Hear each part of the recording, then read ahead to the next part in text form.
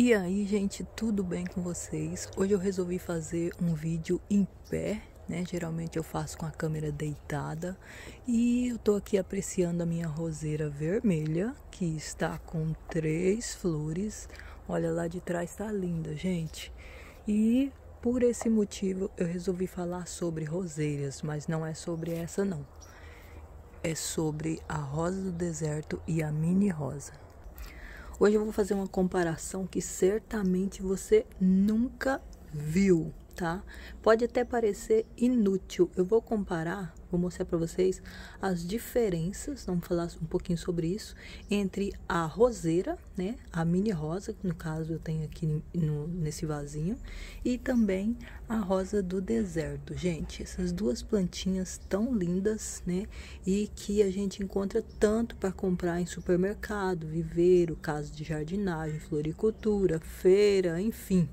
Né? A gente encontra por todo lado e elas são simplesmente lindas. Mini rosas eu tenho 7 aqui em casa e rosa do deserto eu tenho várias, mas a maioria são cores repetidas. Então, cor diferente eu devo ter umas 6, 7 também, por aí. Enfim, hoje eu vou falar para vocês o seguinte, gente. Essas duas espécies de plantas, elas vão muito bem no Brasil, apesar de nenhuma delas ser nativa daqui. Mas para isso, né, para que elas vá realmente muito bem, não fique só sobrevivendo, só capengando com um pouquinho a flor, precisa de alguns cuidados específicos. Para começar, as duas podem ser cultivadas em vaso, e as duas podem ser cultivadas também em canteiro. Tem gente que me pergunta assim, a rosa do deserto pode ser plantada diretamente no chão, né? Sem ser em vaso, eles querem dizer, né? Que o vaso ideal para a rosa do deserto é um vaso em formato de bacia, em formato de cuia. E sim, a rosa do deserto pode ser plantada diretamente no chão. Eu tenho aqui no meu jardim, tá enorme. Tá florida inclusive, mas geralmente ela é cultivada em vaso porque isso faz com que a batata da sua rosa do deserto se desenvolva melhor. E por isso até que a gente coloca na bacia para que a batata crie aí, né? Cria como é que eu vou dizer assim, não é um bulbo, né? É uma batata mesmo, bem grande e cada uma tem o seu próprio desenho, né? A rosa do deserto tem essa característica, essa peculiaridade de cada exemplar ser diferente um do outro, então isso torna ela super interessante. Ela é sempre interessante, né? Tanto pelas flores, né? Pela inflorescência dela, que quanto mais velha ela fica e a gente deixa ela crescer e dar formato, mais flores ela dá, né? E quando tá novinha assim, ela fica parecendo um bonsaizinho, fica linda também. Mas as diferenças, gente, já começa na hora de preparar a terra para você cultivar essas lindezas. A mini rosa, por exemplo, ela exige uma terra que tenha um aspecto mais argiloso, né? Além de argiloso, é claro, tem que ser adubado, você tem que colocar um pouco de areia, então ela exige um pouco mais de cuidado na hora de você preparar ela, porque ela não suporta encharcamento. Isso também é uma característica da rosa do deserto, não suporta encharcamento. Porém, a terra para você cultivar rosa do deserto é uma terra que tem uma característica mais arenosa, tá? Não argilosa. Por quê? A rosa do deserto, ela não pode ficar com como é que eu vou dizer? Com as raízes, né, molhadas por muito tempo. Então, tem que ser um substrato leve, rico em matéria orgânica, porém, não pode ser um substrato que segure umidade, né? E a roseira, ela já pode ser, ela gosta, né? Ela não é exigente, na verdade, quanto ao tipo de solo, mas ela gosta de uma terra que seja mais argilosa. Essa é a terra ideal para ela. Você pode cultivar ela também num substrato leve, né? Que rico em matéria orgânica, que é o mesmo da rosa do deserto. Mas a rosa do deserto, ao contrário da mini rosa, não pode ser cultivada numa terra mais argilosa de jeito nenhum, ok? E outra coisa que as duas têm em comum é que elas são de sol, né? Só que a mini rosa, ela aqui no Brasil, aqui na minha região pelo menos, ela não pode ser cultivada naquele sol do dia inteiro. Ela não fica tão bonita, por incrível que pareça. Então, geralmente a gente cultiva ela aqui ao lado de um muro, né? Porque ao lado de um muro ela nunca vai pegar sol o dia inteiro. Ou ela vai pegar o sol da manhã ou da tarde, né? Porque tem uma parede do lado dela. Então, né? Ou vem do norte ou vem do sul, mas ela não vai pegar sol o dia inteiro. Então, ela vai pegar sol uma parte do dia e ela precisa de sol mesmo. Então, é um sol que é suficiente para ela. Enquanto que a rosa do deserto, se você deixar ela ao lado de uma parede, sim, ela vai florir, vai ficar bonita, mas se você deixar ela em sol pleno, sol direto do dia inteiro, vai incentivar muito mais a inflorescência dela, né? Principalmente quando ela já está uma planta adulta, estabelecida, com uma batata enorme, né?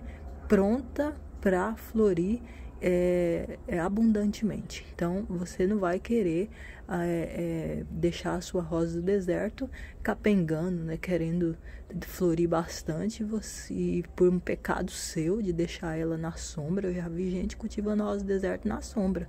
Se eu olhava a folhagem da rosa do deserto, estava lindíssima, porém as flores eram muito poucas, quase não dava flores, porque está na sombra, não tinha o sol para incentivar a inflorescência, né? A mini rosa ou a roseira é a mesma coisa, precisa de sol para florir. Se você deixar a mini rosa em local sombreado, ela vai mirrar até morrer. A rosa do deserto, ela é mais resistente, né, na sombra, mas muito provavelmente também ela vai ser atacada por fungos de repente, e até porque quando você fizer a rega dela, se ela estiver em local sombreado, a terra vai permanecer úmida por mais tempo, né, e isso acaba incentivando aí de repente fungos na batata dela, podridão. Então, definitivamente as duas roseiras, tanto a mini rosa quanto a roseira convencional grande, elas são plantinhas que devem ser cultivadas em local ensolarado, ainda que este sol seja apenas um sol parcial, né, ao lado de um muro, sem problema nenhum, até porque o Brasil é um país de clima muito quente. Ontem eu estava conversando com um jardineiro e ele até me disse que